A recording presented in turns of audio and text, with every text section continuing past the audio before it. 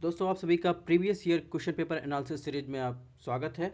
हम देख रहे हैं पिछले 13 वर्षों के विषयवार क्वेश्चन पेपर को देख रहे हैं, जिसमें पहले एपिसोड में हमने देखा 2011 से लेकर 2013 तक आर्ट एंड कल्चर को देखा। इस वाले सीरीज में हम देखेंगे आर्ट एंड कल्चर के ही 2014 और 2015 में क्वेश्चन कैसे पूछे गए थे, उसका हम विस्तृत एनालिसिस करेंगे। और ये आपकी जो पीडीएफ उपलब्ध करवाई जाएगी, ये पीडीएफ आपके नोट्स के रूप में काम करेगी।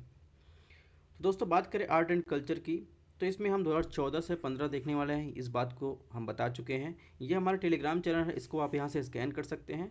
स्टेयान IAS नाम से चैनल है, या फिर सर्च भी कर सकते हैं। इस पर आपके क्लासेस की इन्फॉर्मेशन, PDF सारी चीज़ें आपको मिलेंगी।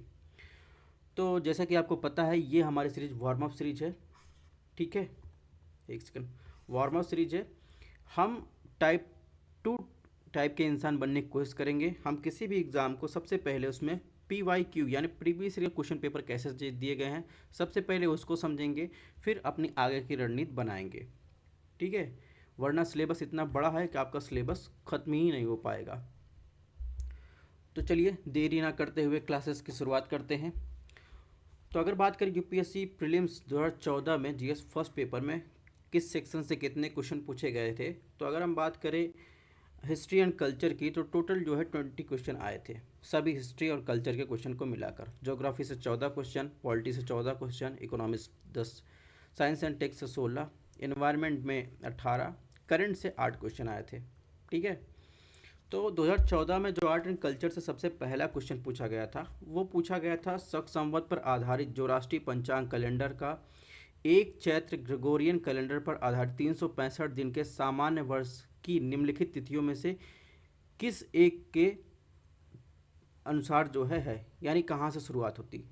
तो अपने यहाँ जो शक संवत पर आधारित जो राष्ट्रीय पंचांग है, वो जो आपने हिंदी महीने की फागुन ये सब सुना होगा, तो जो शुरुआत होती है ये 22 मार्च से या अथवा 21 मार्च से शुरू होती है। ठीक है, इसमें ऑप्शन ए सही हो जाएगा। इसकी चर्चा हमने डिटेल में नेक्स्ट स्लाइड में आपको बताते हैं। अगर बात करें क्वेश्चन नंबर 2, इसमें आर्ट एंड कल्चर में पूछा गया था फतेहपुर सीकरी का इबादत खाना क्या था। तो अकबर ने ये इबादत खाना फतेहपुर सीकरी आगरा के पास बनवाया था। ठीक है, और ये इबादत खाना जो था, यहाँ पर अकबर जो है इस भवन में, जिसमें वो विभिन्न धर्मों के लोगों को बुलाता था, उनके विद्वानों को, उनके साथ बैठकर जो है विभिन्न धर्मों के ऊपर वो चर्चा करता था। यानी इसमें ऑप्शन सी जो होगा वो सही होगा। तो देखिए इसमें भारतीय राष्ट्रीय कैलेंडर के बारे में, जिसे शक कैलेंडर के रूप में जानते हैं, और शक संवत के ग्रेगोरियन कैलेंडर को जो हम हिंदी मास के रूप में, अगर महीने के रूप में देखेंगे, तो चैत्र, वैशाख, ज्येष्ठ, आषाढ़, श्रावण, भाद्र, अश्विनी, कार्तिक, ठीक है, पूष, माघ, फाल्गुन, ठीक है, इन नामों से जानते हैं। जनवरी फरवरी के अलावा हम हिंदी कैलेंडर को इस नाम से जानते हैं। ठीक है, तो शक संवत का पहला महीना जो है चैत्र है, जो 22 मार्च से शुरू होता है। यह लीप वर्ष में 21 मार्च से भी शुरू हो सकता है। इसके अलावा यहाँ ये है अकबर का इबादत खाना फतेहपुर सीकरी के अंदर। ठीक है, इबादत खाना या पूजा घर 1575 में अकबर द्वारा बनाया गया था। यहाँ पर क्या करता था अकबर, विभिन्न धार्मिक जो है विचारों के या विद्वानों को बुलाता था, उस उनसे जो है धार्मिक शिक्षाओं पर चर्चा करता था, और विभिन्न धर्मों के बारे में उसकी जानने की उत्सुकता थी, इसीलिए ये बनवाया गया था। बात करते हैं क्वेश्चन नंबर 3 में पूछा गया था दोस्तों, भारत के संप्रतीक के नीचे उत्कीर्ण भारत के राष्ट्रीय आदर्श वाक्य जो लिखा गया है, यानी जो आप 3 सिंह वाला भी संसद पे जो है स्ट्रक्चर आपने देखा होगा, वो सत्यमेव जयते जो लिखा जाता है, वो कहाँ से लिया गया है। तो ये क्वेश्चन UPSC में भी, UPSC में भी और कई सारे एग्जाम में आया है। तो ये लिया गया था मुंडको उपनिषद से। ठीक है, यानी सत्यमेव जयते जो लिखा रहता है अशोक चक्र के नीचे, तो वो जो है कहाँ से लिया गया, वो मुंडको उपनिषद से लिया गया है। क्वेश्चन नंबर 4 में पूछा गया था भारत के निम्नलिखित नगरों पर विचार कीजिए। तो इसमें पूछा है कि कौन से पारंपरिक साड़ी वस्त्र उत्पादन के लिए जाने जाते हैं। सबसे पहला देखेंगे इसमें चंदेरी, जो चंदेरी साड़ी के बारे में आपने सुना होगा, ये तो जाना जाता है। इसके अलावा कांचीपुरम, ये भी आपने सुना होगा। तो इसमें देखिए चंदेरी और कांचीपुरम ही है, करनाल की कोई साड़ी है नहीं, भद्राचलम इसकी कोई साड़ी नहीं होती। तो इसमें ये 2 और 3 सही होगा, यानी ऑप्शन बी जो होगा वो दोस्तों सही होगा। अब देखिए मुंडको उपनिषद के बारे में यहाँ पर बहुत सारी चीज़ें ली गई है। भारत का राष्ट्रीय आदर्श वाक्य सत्यमेव जयते, भारत के प्रतीक चिन्ह में मुंडको उपनिषद से लिया गया है, यानी इसका मतलब है सत्य की सदैव विजय होती है, और यह देवनागरी लिपि में लिखा गया है। इसके अलावा अगर बात करें तो मुंडक उपनिषद में हिंदू धर्म के 108 उपनिषदों का मुक्ति ग्रंथ संग्रह में 5वें क्रम के रूप में सूचीबद्ध है। ठीक है। इसके अलावा छांदोग उपनिषद एक संस्कृत ग्रंथ है। कथा उपनिषद में भी 108 उपनिषद है। ठीक है। ऐतरेय उपनिषद में ऐतरेय अरण्यक की दूसरी पुस्तक के चौथे और पाँचवें छठे अध्याय में सम्मिलित है। क्वेश्चन नंबर 4 का देखिए, इसमें आंसर है चंदेरी जो है मध्य प्रदेश में है, और जो कांचीवरम की बात की वो तमिलनाडु से संबंधित है।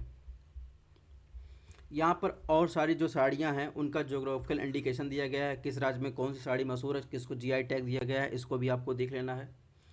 क्वेश्चन नंबर 5 पूछा गया, भारत के सांस्कृतिक इतिहास के संदर्भ में पंचायतन शब्द किससे निर्देश करता है। इसके पहले वाले एपिसोड में हमने आपको मंदिर निर्माण शैली के बारे में बताया होगा, बेसर शैली, ठीक है, द्रविड़ शैली, इन सब चीज़ों के बारे में, नागर शैली, इन सब चीज़ों के बारे में हमने बताया था। तो उनका जो एक मंदिर निर्माण की प्रथा या स्ट्रक्चर जो होता है उसे पंचायतन कहते हैं, यानी ये मंदिर रचना की शैली है। इसके बारे में आगे वाले स्लाइड में और विस्तार पूर्वक पढ़ेंगे। क्वेश्चन नंबर 6 में पूछा गया, निम्नलिखित युगों में से कौन सा एक भारतीय दर्शन का नहीं है। तो आपको पता है कि भारत में 6 प्रकार के दर्शन पाए जाते हैं, मीमांसा हो गया, वेदांत हो गया, सांख्य, योग, न्याय, वैशेषिक। लेकिन जहाँ तक बात आई लोकायत और कापलिक की, तो ये दर्शन आपको सुनने को नहीं मिले होंगे। इस प्रकार इसमें ऑप्शन सी जो हो जाएगा वो गलत हो जाएगा। तो देखिए ये है पंचायतन शैली। ठीक है। तो मंदिर का गर्भगृह में देखेंगे तो ये जो शैली का निर्माण होता है इसे ही पंचायतन शैली कहते हैं। तो जैसे खजुराहो में कंदरिया महादेव मंदिर है, भुवनेश्वर में लिंगराज मंदिर है, उत्तर प्रदेश में देवगढ़ दशावतार मंदिर है। तो यहाँ पर जो है मंदिर निर्माण शैली संबंधित है, पंचायतन शैली, वहाँ ये शैली का प्रयोग किया जाता है। इसके अलावा दोस्तों भारत के दार्शनिक प्रवृत्तियों के बारे में हमने बताया था कि 6 आस्तिक दर्शन है, 3 नास्तिक दर्शन है। इसके फर्स्ट एपिसोड में हमने इसको डिटेल में चर्चा किया था। बहरहाल वही चीज़ें हमने इसमें भी दी हैं। इसको आपको सांख्य, योग सबके बारे में जो है यहाँ पर पढ़ लेना है, कौन कौन से दर्शन है, किसने क्या दिया था, किसके क्या विचारधारा है। अब बात करते हैं क्वेश्चन नंबर 7 की। अब देखिए भारत के क्लासिकल लैंग्वेज के बारे में पूछा गया है। तो आपको पता है कि भारत में 6 क्लासिकल लैंग्वेज को दर्जा दिया गया है भाषाओं में। उसमें जो है अगर इसमें देखेंगे तो इसमें ऑप्शन दिए गुजराती, कन्नड़, तेलुगु। उड़िया को 2014 में शामिल किया गया है, जो 2015 में भी क्वेश्चन रिपीट किया गया है। ठीक है। तो उड़िया को 2014 में क्लासिकल लैंग्वेज के 6वें भाषा के रूप में शामिल किया गया है। इसके अलावा गुजराती इसमें शामिल नहीं है। तो इसमें लिखा है सरकार ने क्लासिकल भाषा घोषित किया है। तो इसमें सिर्फ कन्नड़ और तेलुगु को अगर 2014 के अकॉर्डिंग देखा जाए तो इसमें जो है ऑप्शन सी सही होगा। इसके अलावा अगर 2015 की बात करें तो इसमें पूछा है हाल ही में निम्नलिखित में किस भाषा को एक शास्त्रीय या क्लासिकल लैंग्वेज के रूप में दर्जा दिया गया है। तो इसमें उड़िया को दिया गया था 2014 में। इसमें ऑप्शन ए जो है सही हो जाएगा। जहाँ तक दोस्तों बात करें क्लासिकल लैंग्वेज जो का प्राचीनतम या प्रारंभिक ग्रंथ की बात करें, उनका प्राचीनतम रिकॉर्ड होता है लगभग 1500 से 2000 वर्षों तक। ठीक है। और इसके अलावा वर्तमान में 6 शास्त्रीय लैंग्वेज है। तमिल 2004 में शामिल, संस्कृत 2005 में, कन्नड़ 2008 में, तेलुगु 2008 में, मलयालम 2013 में, लेटेस्ट 2014 में उड़िया को शामिल किया गया। ठीक है।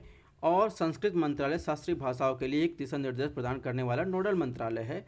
सभी शास्त्रीय भाषा को भारतीय संविधान की 8वीं अनुसूची में भी सूचीबद्ध किया गया है। तो ये आपके लिए कुछ एक्स्ट्रा फैक्ट इन्फॉर्मेशन हो गई। क्वेश्चन नंबर 8 पूछा गया, विख्यात क्षत्रिय नृत्य, ठीक है, के संदर्भ में निम्नलिखित कथनों पर विचार कीजिए। तो क्षत्रिय नृत्य के बारे में आपने सुना होगा, ये असम में फेमस है। तो क्षत्रिय संगीत, नृत्य और अभिनय का एक सम्मिश्रण है। ठीक है। इसके अलावा यह जो है असम के वैष्णव की शताब्दियों की पुरानी जीवन परंपरा है। ऑप्शन सी, यह तुलसीदास, कबीर, मीराबाई द्वारा रचित भक्ति गीतों के शास्त्रीय रागों और तालों पर आधारित है। ये बिल्कुल ऑप्शन गलत है, क्योंकि तुलसीदास, कबीर, मीराबाई इनका जो भक्ति गीत था वो शास्त्रीय राग और तालों पर आधारित नहीं था। ठीक है। तो इसमें जो हो जाएगा, इसमें ऑप्शन जो है 3 गलत हो जाएगा। जहाँ तक बात कही ऑप्शन 1 और 2 की, तो ऑप्शन 1 और 2 सही है। ठीक है। तो सत्रिया नृत्य के बारे में देखेंगे। सत्रिया की उत्पत्ति 17 मठ से हुई। असम में श्रीमंत शंकर शंकद्र देव द्वारा शुरू किए गए एक नव वैष्णव आंदोलन के एक भाग के रूप में देखा जाता है। उन्होंने एक सरल नाम धर्म यानी एक ईश्वर के नाम का जप समर्पित किया। 15वीं शताब्दी में ये आया और सत्रिया को वर्ष 2000 में संगीत नाटक अकादमी द्वारा शास्त्रीय नृत्य का दर्जा दिया गया। लोकप्रिय कलाकार की बात करें तो गुरजतिन गोस्वामी और शारदी शौकिया इसके लोकप्रिय कलाकार हैं। इसके अलावा यह जो है शंकर देवा द्वारा रचित भक्ति गानों पर आधारित है, ना कि कबीर और मीराबाई और तुलसी के शास्त्रीय और गानों पर। ठीक है। क्वेश्चन नंबर 10 की बात करें। 10 नहीं है, ये 9 है, मिस्टेक हो गया, इसमें क्वेश्चन नंबर 9 है। ठीक है। क्वेश्चन नंबर 9 में पूछा है भारत की संस्कृति एवं परंपरा के संदर्भ में कलारियापट्टू क्या है। तो यहाँ पे देख रहे होंगे साउथ इंडिया में जो है एक मालसर आर्ट है। ठीक है। साउथ इंडिया में जैसे और अन्य भागों में भी देखते होंगे अलग अलग नाम से मार्शल आर्ट आपको देखने को मिलेगा। तो ये जो साउथ में पाया जाता है उसे क्या कहते हैं, कलारियापट्टू। तो ये जो है एक प्राचीन मार्शल आर्ट है जो दक्षिण भारत के कुछ हिस्सों में अब भी जो है किया जाता है, यानी जीवन परंपरा है। तो ध्यान रखिएगा, ऐसे वर्ड को कीवर्ड को आपको हाईलाइट करके रखना है, क्या है ये पूछ लिया जाता है यहाँ पर। उसके बारे में लेजिम की बात कर देखिए, लेजिम मार्शल आर्ट महाराष्ट्र संबंधित है, इसके बारे में हम लोग पढ़िए, केरल में है। छाऊ जो है उड़ीसा, पश्चिम बंगाल, बिहार में ये फेमस है। अब बात करेंगे क्वेश्चन नंबर 10 की। यहाँ भी देखिए मिस्टेक है। क्वेश्चन नंबर 10 में पूछा है भारत के बौद्ध इतिहास, परंपरा और संस्कृति के संबंध में निम्नलिखित बिंदुओं पर विचार कीजिए। विख्यात तीर्थस्थल दिया गया है, उसके स्थान का नाम दिया गया, आपको बताना कौन सा सही सुमेलित है।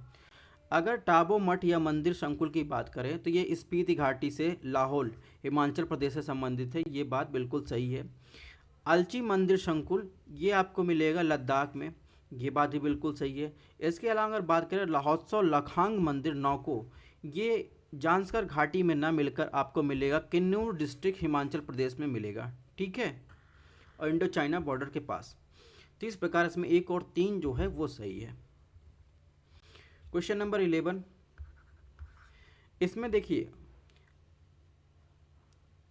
इसमें गरबा गुजरात, मोहिनीअट्टम उड़ीसा, यक्षगान कर्नाटक। तो इसमें कुछ लोकगीत, ठीक है, शास्त्रीय गीत का मिलान किया गया है। तो आपको बताना है कौन सा सुमेलित है। तो जहाँ तक गरबा की बात है, गरबा जो है गुजरात संबंधित है। यक्षगान की बात करें तो यक्षगान जो है कर्नाटक संबंधित है, ये भी सही है। मोहिनीअट्टम जो है उड़ीसा संबंधित नहीं है, जबकि मोहिनीअट्टम ये है केरल से संबंधित। इस प्रकार इसमें 1 और 3 दोस्तों सही हो जाएगा।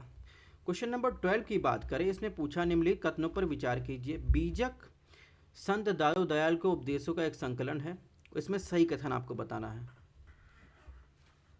और इसके अलावा पुष्टि मार्ग के दर्शन को माधवाचार्य ने प्रतिपादित किया। जहाँ तक दोस्तों माधवाचार्य की बात करें, वो वैष्णव ब्राह्मण थे और उन्होंने अद्वैत साहित्य, ठीक है, जैसे रचना की। और इसके अलावा पुष्टि मार्ग की जहाँ तक बात है दोस्तों, पुष्टि मार्ग जो है वो वल्लभाचार्य से संबंधित है।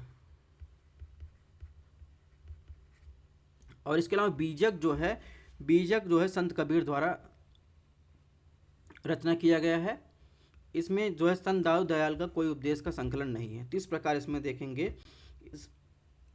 सॉरी, इसमें जो सही होगा, इसमें ना तो 1 ना तो 2, दोनों जो है गलत है, यानी ऑप्शन डी जो होगा वो सही होगा। क्वेश्चन नंबर, अब देखिए इसमें 8 शास्त्रीय नृत्य के बारे में। भरतनाट्यम देखिए कहाँ, तमिलनाडु, मोहिनीअट्टम केरल, कथकली केरल, कथक उत्तर प्रदेश, कुचिपुड़ी आंध्र प्रदेश, सत्रिया असम, उड़ीसा के मणिपुरी। यक्षगान जो है कर्नाटक का एक पारंपरिक जो है नाट्य रूप है। ठीक है, ये है यक्षगान।